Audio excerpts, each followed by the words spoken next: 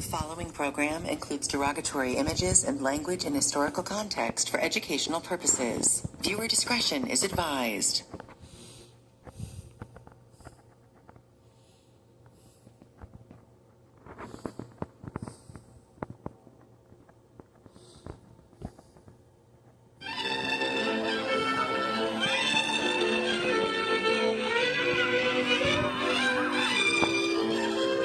Increasing numbers, the nation's youth has been going away to camp.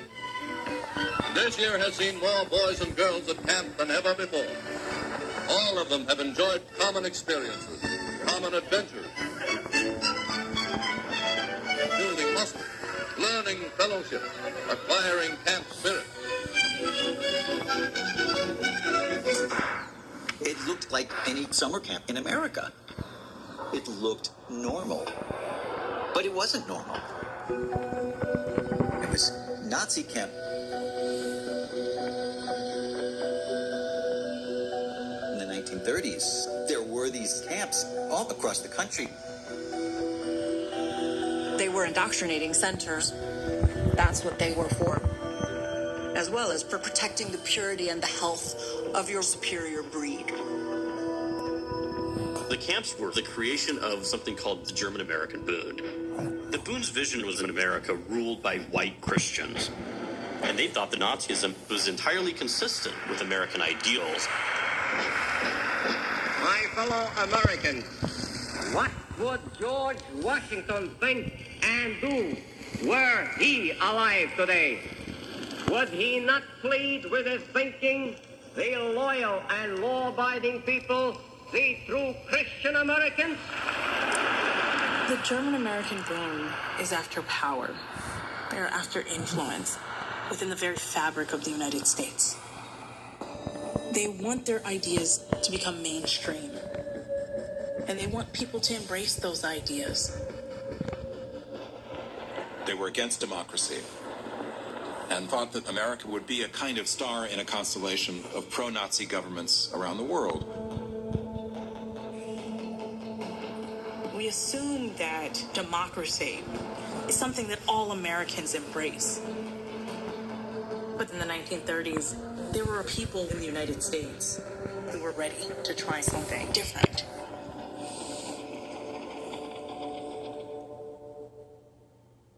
At Liberty Mutual, we believe progress happens when people feel secure. That's why we exist to help people embrace today and pursue tomorrow. Liberty, liberty, liberty, liberty. Liberty Mutual Insurance is a proud sponsor of American Experience.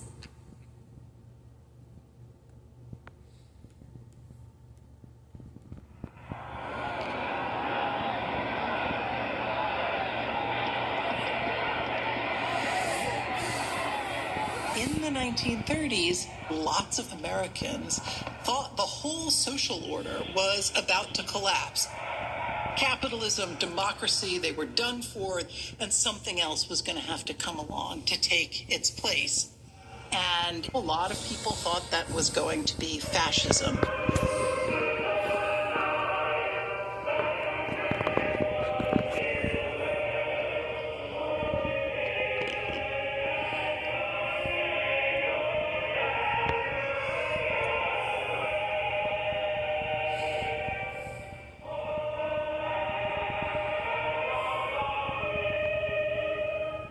In the 1930s, one of the largest fascist groups in the United States was the German American Bund. Bund simply means organization, but fundamentally, this is an American organization. They believe in a pure nation. They believe in a strong nation. They believe that government is best when it is organized in a hierarchical way with a powerful dictator at the top, and that this would improve America. We have no time nor excuse to be idle. So much along with the Bund. The popularity of the Bund showed that there were certain elements of the fascist vision that had real appeal in the United States. We have to fight for our rights. When you look at American fascism in the 1920s and 30s, the outcome of German fascism had not yet happened and was not known. We have the benefit of hindsight. But Americans at the time didn't know where it was going to go. As foreign as this might seem, fascist ideology tapped into some deep historical realities, dark realities, in America. So the United States was fertile ground for groups like the German American Bund to emerge. The United States in the 1920s is a place of powerful divisions. It is a place of deep anti-Semitism, and it is a place that has very formal racial segregation. The separation of races was something that Americans have been doing for centuries, but they've been doing it legally since the end of the Civil War through Jim Crow. The body of laws as well as habits and customs that kept white and black people apart in public spaces. In fact, the whole structure of racism in America had broad popular support. In the 1920s, one of the biggest organizations in the United States was the Ku Klux Klan, which was not only anti-black, it was anti-Jew, it was anti-immigrant, and those weren't marginal ideas. In 1924, 4 to 5 million people were in the Ku Klux Klan, including a couple dozen senators and congressmen. The Klan's basic message was a combination of white Christian nationalism combined with family values, which was a message that was appealing to millions of people. Father Coughlin, Charles Coughlin, known as the radio priest, every week went on the air to 14 million listeners, basically warning the country that Jews were destroying it. We are Christian insofar as we believe in Christ's principle of love your neighbor as yourself. And with that principle, I challenge every Jew in this nation to tell me that he does not believe in it. Anti-Semitism is rife in the United States, and at this point, it's out in the open. The most famous anti-Semite in America was probably Henry Ford. Henry Ford was an inventor, an extraordinary capitalist, but he used his wealth to promote some of the most virulent anti-Semitic conspiracy theories. He published a notorious book called The International Jew and had it distributed widely around the country. Millions of people might have heard of this book, but never actually seen it. Well, Ford took care of that. At that time, anti-Semitic and white supremacist ideas were supported by a pseudoscientific movement that was wildly popular in Europe and in the United States called eugenics. What is the bearing of the laws of heredity upon human affairs? Eugenics provides the answer, so far as this is known. Eugenics seeks to apply the known laws of heredity so as to prevent the degeneration of the race and improve its inborn quality. Eugenics said that white supremacy was biologically determined and could be proven, as could the identities of the inferior, so-called inferior races. It rationalized white supremacism by apparently giving it a scientific basis. Laws were based on these ideas. In 1924, the United States passes the Johnson-Reed Act, which puts a quota system on people immigrating into the United States from Europe.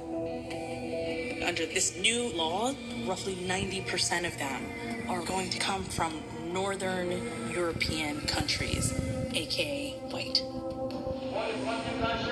All this led right-wing groups like the German American Bund to believe that they would actually have a receptive audience in America.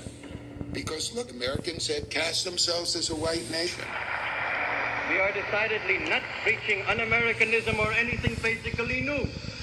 We have an Asiatic Exclusion Act, Jim Crow laws, and a complicated system of immigration quotas, differentiating even between the various white peoples. It has then always been very much American.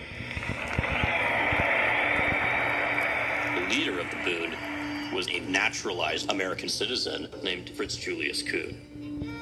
Kuhn had some bold ambitions.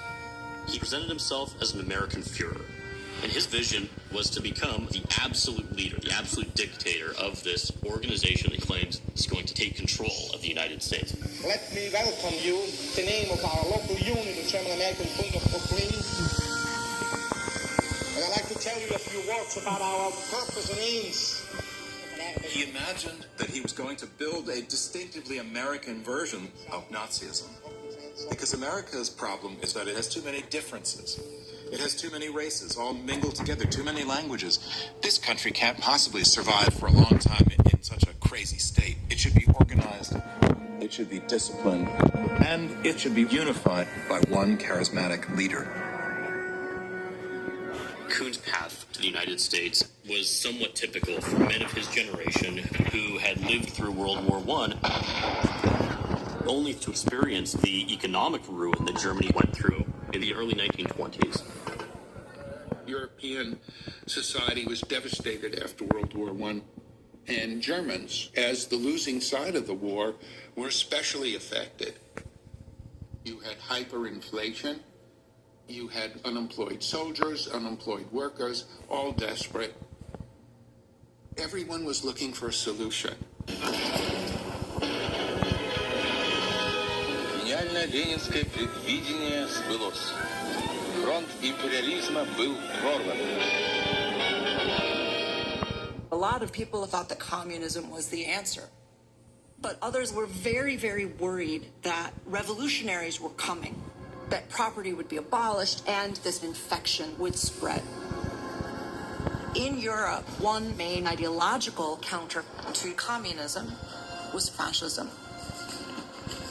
Our association of fascism with the Second World War, and particularly with the Holocaust, isn't a set of associations that anyone had in the 1920s. People looked at the fascist Italian dictator Mussolini and said, Mussolini has solved Italy's economic crisis by suppressing the communists, by getting rid of parliament, getting rid of divisive political parties. And he's basically asked Italians to trust him and his vision of a united country. Fascism was a word that was coined by Mussolini to identify his political movement.